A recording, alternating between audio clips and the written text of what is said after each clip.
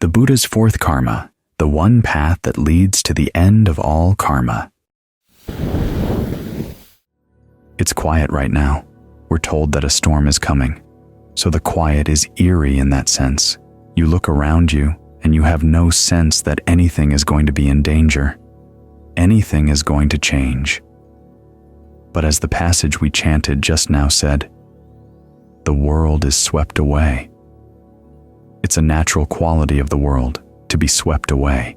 The little islands of security that we make for ourselves can get us deluded, can get us complacent, which is why the Buddha spent 45 years wandering around northern India, warning people, there's danger, but the danger can be avoided through our actions. So that's where we have to place our hopes. That's where we focus our attention, in our actions. And where do our actions come from? They come from the mind.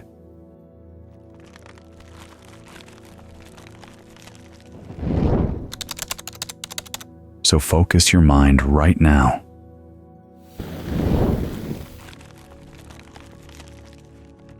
It's hard to focus right away at the mind directly, so focus on something really close to the mind. Focus on the breath. Think of the breath not so much as the air coming in and out through the nose, but the flow of energy in the body. Some people say, what flow? The fact that you have a sense of the body as you feel it from within. That's the breath. Thinking of it as breath allows you to ask yourself, those places that are tense, tight, solid, blocked, do they have to be that way? This is why this is a useful perception, because it opens up possibilities for loosening up a lot of the tension you may feel in the body. Just hold that possibility in mind, because we're trying to make the present moment here a good place to be, so that as we settle in with the breath, we can see the intentions of the mind a lot more clearly. We can see where they come from. As for where they go, that's a lot more complex. The Buddha said that he saw, on the night of his awakening, beings dying and passing away in line with their karma, but the effects of their karma were very complex. So he has us focus instead on where all these actions come from. He said you want to have actions that are inspired by a right view and respect for the noble ones. Part of right view is believing that there are people who have seen the pattern of action, the pattern of cause and effect. It's not just a theory or a nice idea, and they've communicated those lessons to us. We should take their lessons to heart. There's bright karma, there's dark karma, there's karma that's bright and dark. In other words, you can't make it totally bright. And then there's the karma that leads to the end of karma, which is the Noble Eightfold Path.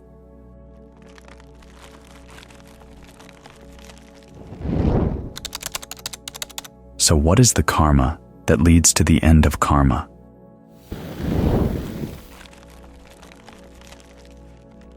The main factor is right concentration. Remember that the image of the path is central to the teaching. We're going someplace. And although thinking about and trying to describe where we're going is not going to get us there, it does ensure that we don't have any wrong views about it that would lead us away from the path. As the Buddha said, if you have any sense that Nibbana could be a negative experience or something undesirable, that's wrong view, and it's going to get in the way.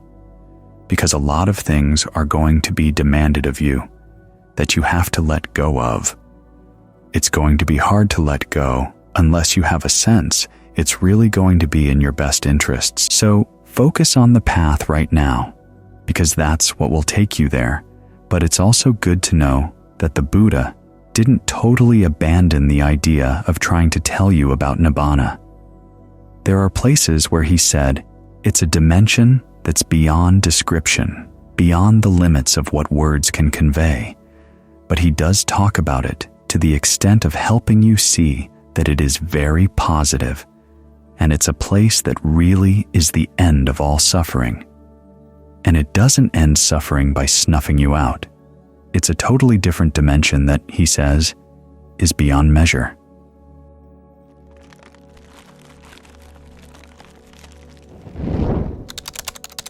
First quality is that it is a type of consciousness called consciousness without surface, Vijnanam anidasanam.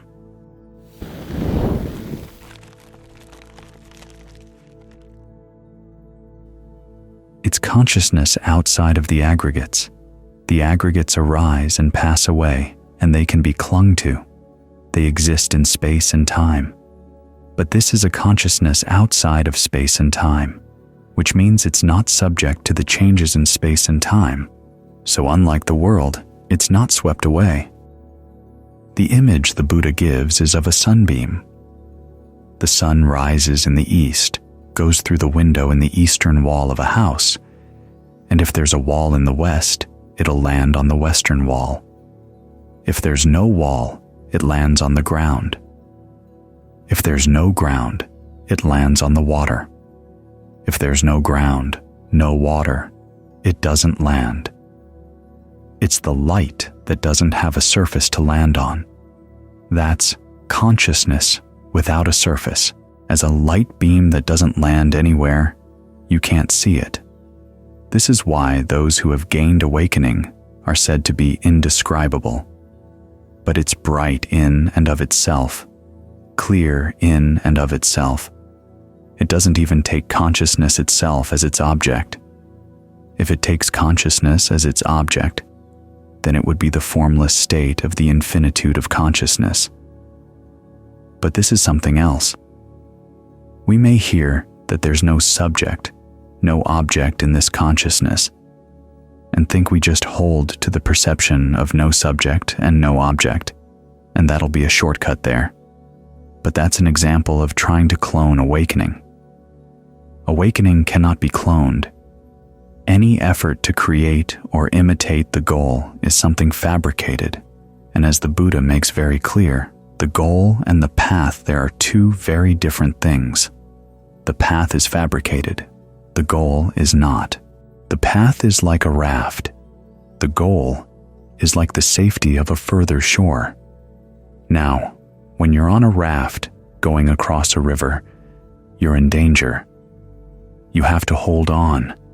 And what did you make that raft out of? You made it out of the twigs and branches on this side of the river, the side where there are aggregates.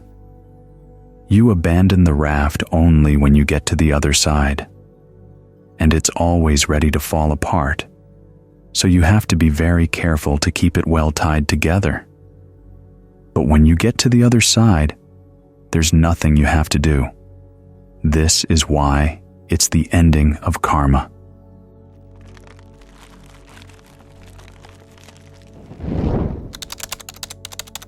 So that's one characteristic of the goal. It's a consciousness outside of space and time, so it doesn't change.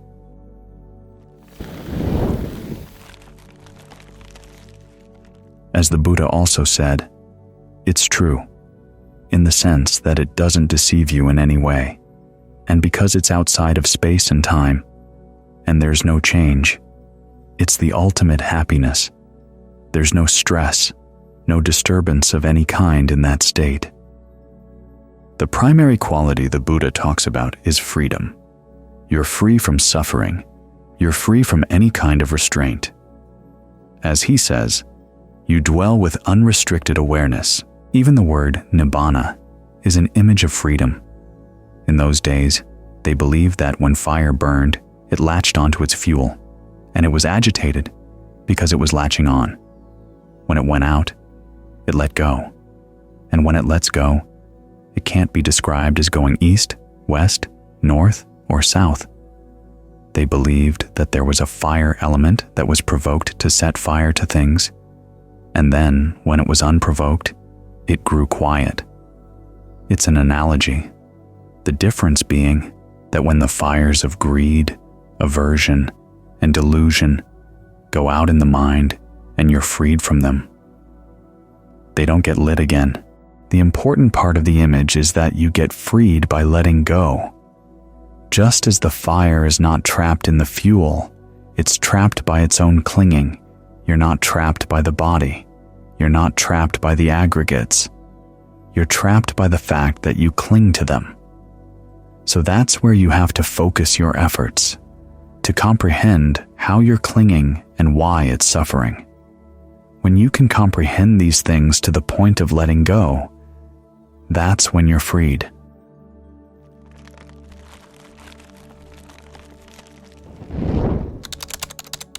The final attribute the Buddha describes is the excellence of Nibbana.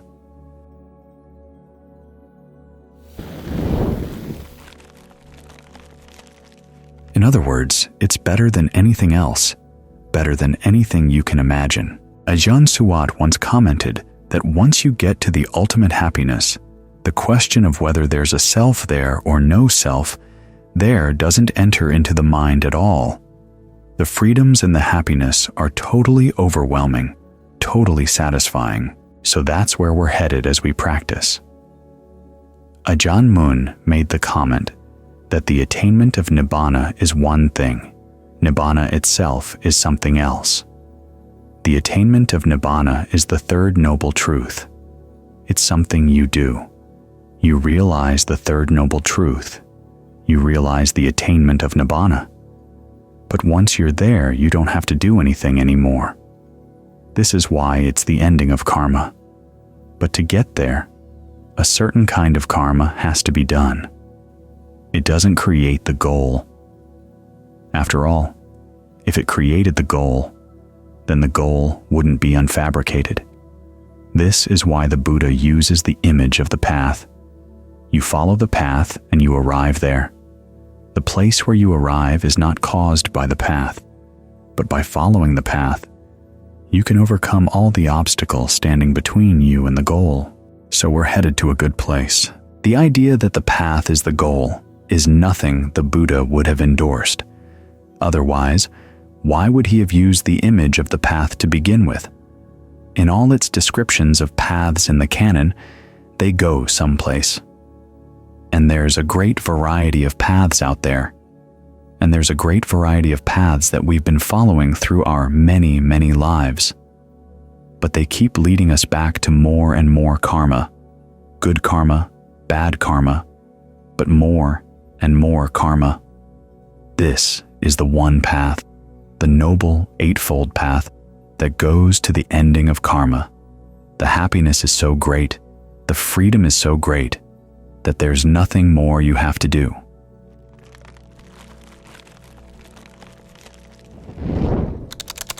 They say that the arahants are beyond delight, and it may sound kind of gray, but ask yourself, what is delight?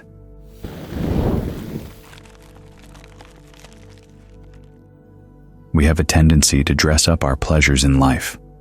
We have a meal, and having a meal is not enough. We talk about it afterwards. We plan for it beforehand. Talk about how great it was, or how bad it was, how much better it could be if we did it like this, or like that. We're constantly commenting on our pleasures to encourage ourselves to search for more of them, because they're unsatisfactory. They're never enough, so they require a lot of dressing up, a lot of embroidery. That's delight.